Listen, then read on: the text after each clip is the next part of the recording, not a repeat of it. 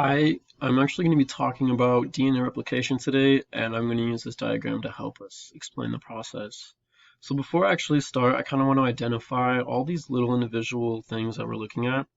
So starting with this green thing, that's going to be the helicase, and then transitioning over to the right, that silver three little pigment thing, that's going to be referred to as our single strand binding proteins. And then going again over to the right, that pink, that's going to be referred to as a pairase. And then from the red and the yellow, those are both going to be DNA polymerase. The last thing I want to look at real quick is going to be our DNA ligae. And all of these are going to be used for DNA replication. So when it comes to DNA replication, the first thing we need to really talk about and understand is complementary base pairings. Meaning all these little niches right here represent either A, T, C, or G, and they all have corresponding complementary pairings. So A is going to go with T and C is going to go with G. So before this can even start, before we can even talk about DNA replication, this helicase right here is very crucial to allow it to even start. This helicase basically allows the DNA double helix to be unwind and allows there to be the room needed for it to replicate. When we keep looking, there's actually going to be two different segments or sections for DNA replication. There's going to be the leading strand as well as the lagging strand. So when we look at it, in this leading strand, you see right here, obviously the DNA polymerase, but we keep going and it's just a smooth, constant, steady flow until we reach the origin of replication. But when we look at the bottom, you notice it's a little more chunky, it's a little more ridges, nicks. That's actually going to be due to the fact that this lagging strand is done in sections. So when we look at it, each of these things have a different role to be played. So these right here, these single strand binding proteins alone is what allows each of those little nucleotides, the A, T, C, G, to be singled to where they're able to be replicated. If that wasn't there, they would basically be messing with each other and they wouldn't be straightened out to allow the binding with that new replicated DNA. Another thing that we need to talk about that's actually not on this chart is going to be the topoisomerase.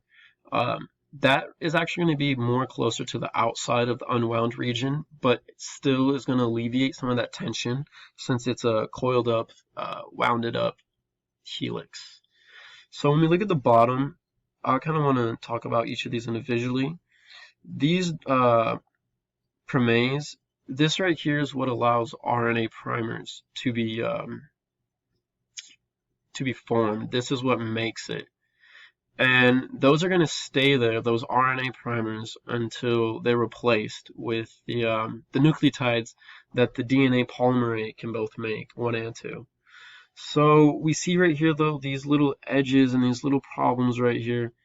When we look at those, that's what the DNA ligae is going to do. It's actually going to help combine and reconnect and smoothen any of those niches, dips, and regions that are kind of messed up in the DNA itself and the replication.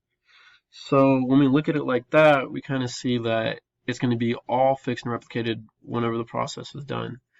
With this top leading strand, it's actually going to be moving in a 5 to 3 direction, while we have this bottom one moving in the opposite direction, a 3 to 5 direction.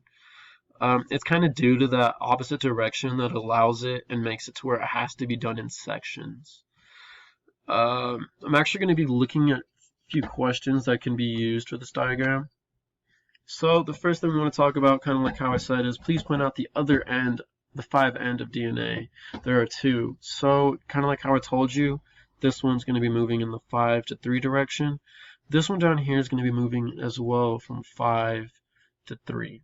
So when we're looking and asked to find the other 5, it's going to be right here in this corner. So the next question I'm asked is, where would be the helicase be located? Kind of like how I showed you on the diagram, it's literally going to be right here. It's going to be right where it allows the most unwinding to occur so that space can be there for replication. Is the new strand a leading or a lagging strand? Please explain how you know this. Please show where the other 3 leading and lagging strands would be and how you know. So I'm assuming this new strand right here. Similarly, I want to say it's leading strand. I want to say it's a leading strand just because it's on top, but at the same time it is going in this direction, so we could maybe indicate that as a lagging. But when we're asked to identify where those three other strands would be, it's kind of simple. So right here, coming from this origin is our first one. So that kind of indicates and allows us to know that there could be another one right as well here. And then similarly, kind of down here in the origin, we're going to have one coming over there, and then another strand coming out from over here. So those are going to be where all the new strands would occur from. And how we kind of know that is because it's coming from the origin. This right here, this origin of replication, is that singular spot where we're able to replicate the DNA itself. And that is DNA replication.